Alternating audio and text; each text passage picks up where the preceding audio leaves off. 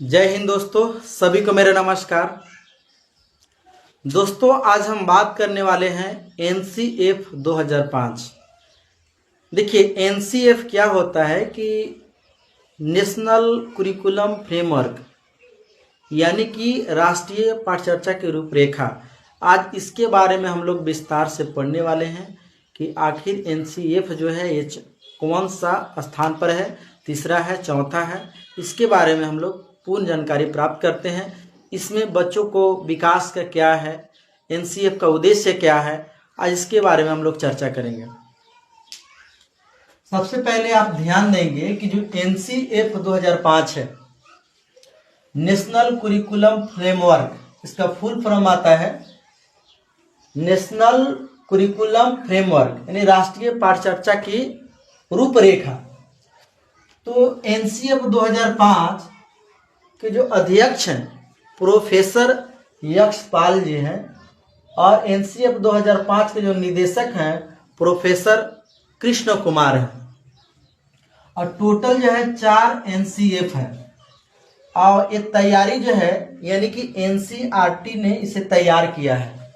National council education research and training, NCERT के द्वारा जो है ये 4 एनसीएफ जो है प्राप्त हुआ है। 4 एनसीएफ तो तैयार किया गया है।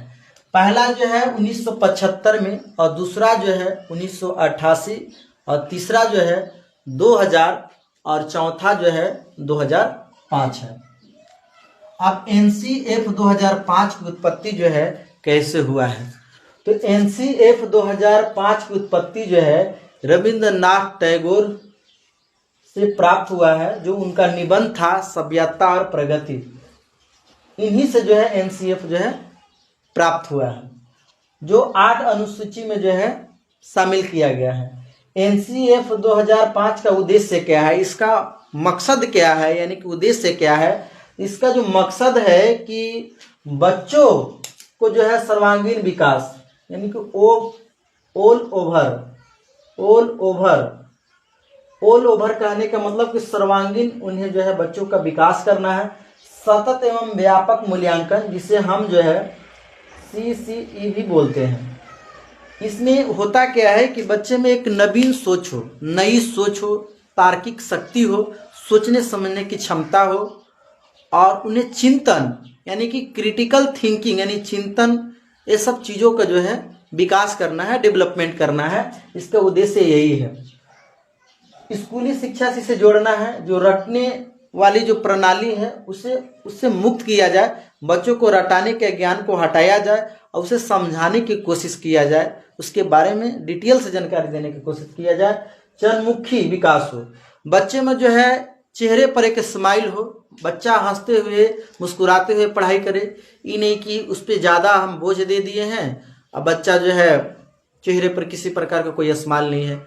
तो पढ़ाई को हमको बोझ नहीं बनाना है। लर्निंग विदाउट बर्डन, मतलब बिना अधिगम के रटने की प्रणाली को हटा देना है।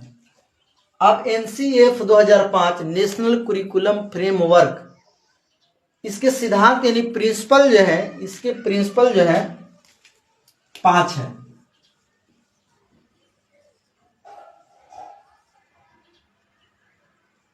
जो इसके प्रिंसिपल है, एनसीएफ 2005 के प्रिंसिपल जो है 5 है।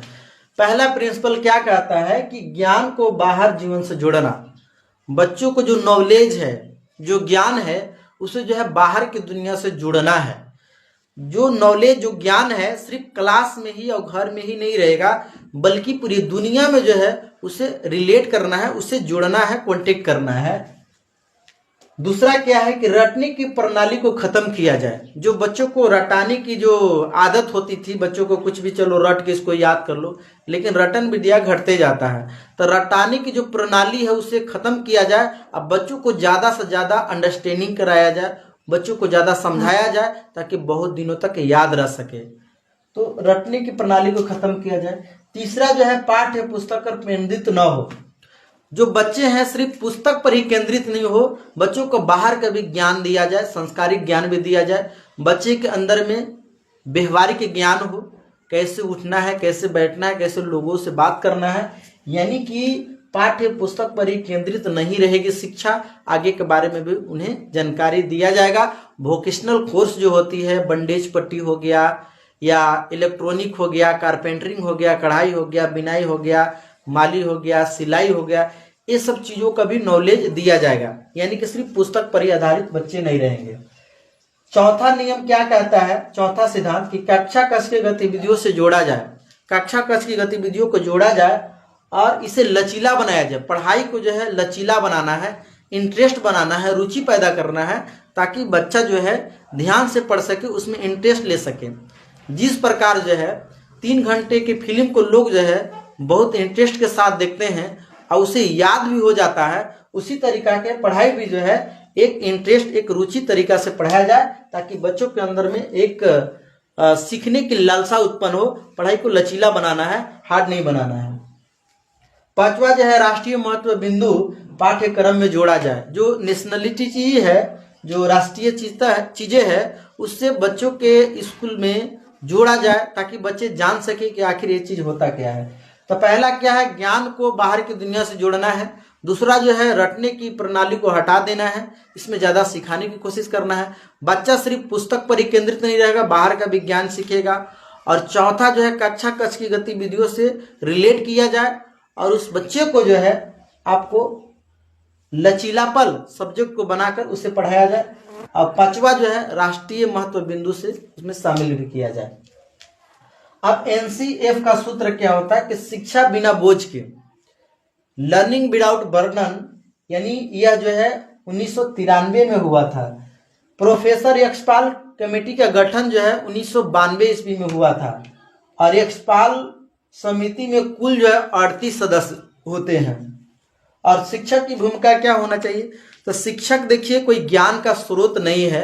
शिक्षक जो एक सुविधादाता के रूप में है, जो बच्चों को एक सहायक करेंगे, उन्हें मदद करेंगे और सब्जेक्ट को जो है सरल बनाएंगे और उन्हें जो है सुगम बना करके सरल भाषा में उसे समझाने की कोशिश करेंगे।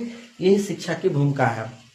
दोस्तों, अगर वीडियो अच्छा लगा हो तो लाइक कीजिए, कमेंट कीजिए, सब्सक्राइब कीजिए। तब तक के लिए अपना ख्याल रखिए।